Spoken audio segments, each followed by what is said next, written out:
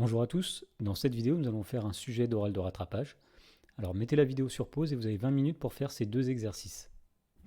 Dans l'exercice 1, on considère la fonction f définie sur l'intervalle 0 plus l'infini par f de x égale racine carrée de x fois exponentielle de 1 moins x. Et donc dans la première question, on demande de démontrer que pour tout x strictement positif, f de x égale e sur racine de x fois x sur e de x. Alors pour faire cela, eh bien, nous allons partir du membre qui est à droite, nous allons le calculer et voir qu'on arrive à f de x.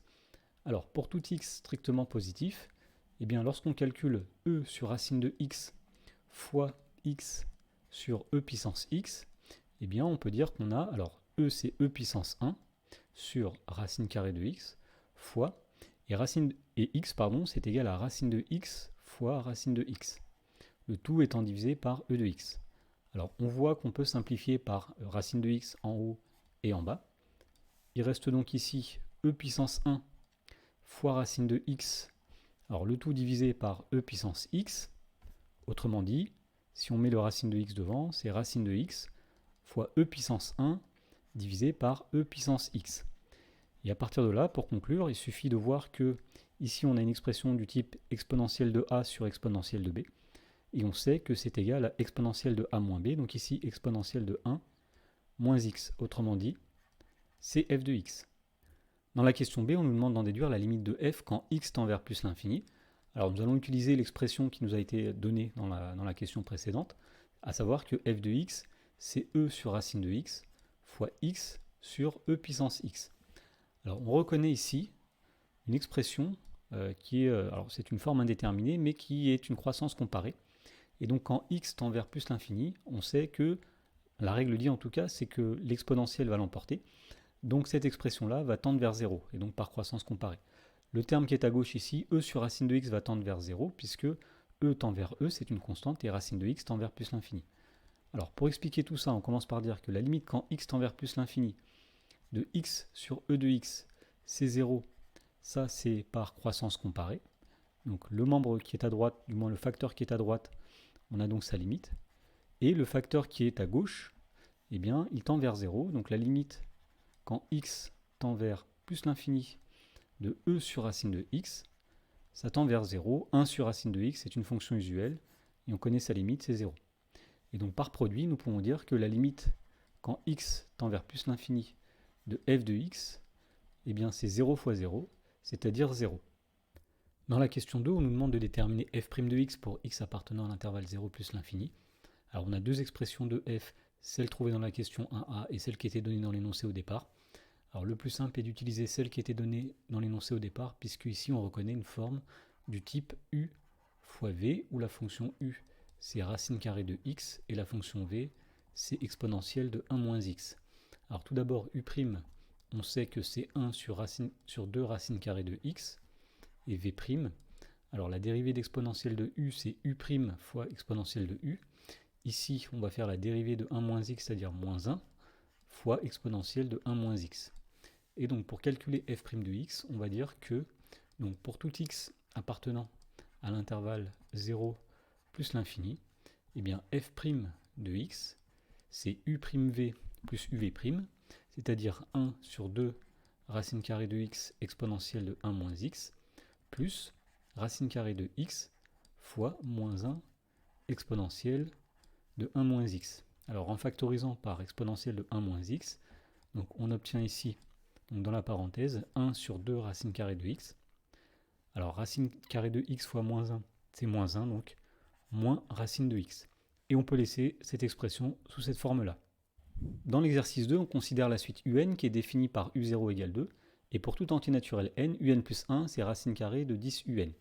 Alors première question, on demande de montrer que pour tout entier naturel n, un est plus petit que un plus 1, qui lui-même est plus petit que 10. Alors pour faire cela, on va faire un raisonnement par récurrence. Alors un raisonnement par récurrence se passe en deux étapes. La première étape, c'est l'initialisation. On va démontrer que la propriété est vraie si n égale 0. Alors si n égale 0, eh bien u0, c'est 2. u1, c'est racine carrée de 10 fois u0, c'est-à-dire 10 fois 2. Autrement dit, c'est racine carrée de 20. Et donc, alors, racine carrée de 20, c'est à peu près 4, quelque chose. Et donc, on a bien que u0 est plus petit que u1, qui lui-même est plus petit que 10. Donc l'initialisation est vérifiée. Alors la deuxième étape du raisonnement par récurrence, c'est ce qu'on appelle l'hérédité.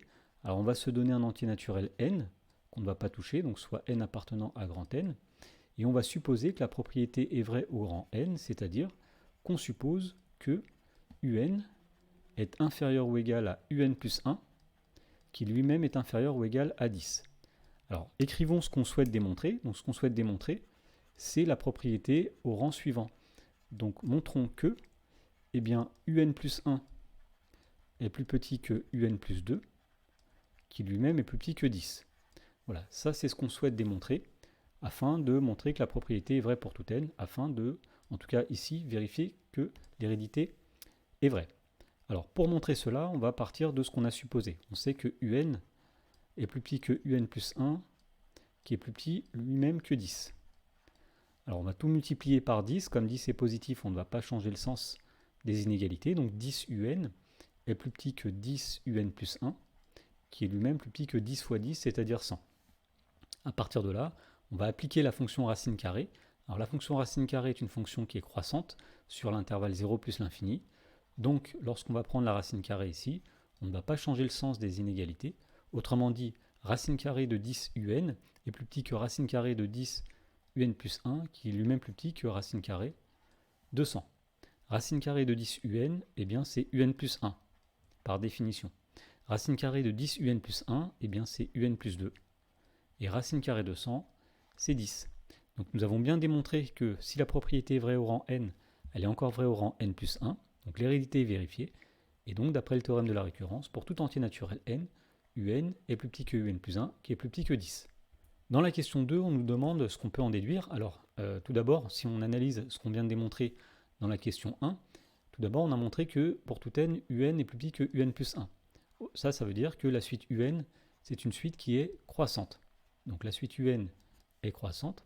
Deuxième chose qu'on a démontré, c'est que pour tout n, un est plus petit que 10. Donc la suite un est une suite qui est majorée. Alors, elle est majorée par 10. En tout cas, elle est majorée. Donc, on peut appliquer un théorème. C'est le théorème de convergence monotone.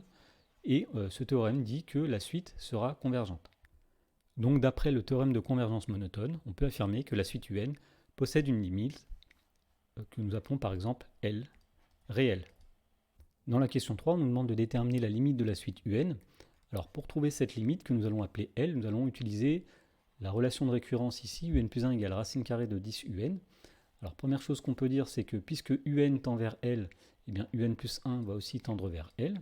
Et d'autre part, racine carrée de 10 un va tendre vers racine carrée de 10 fois L.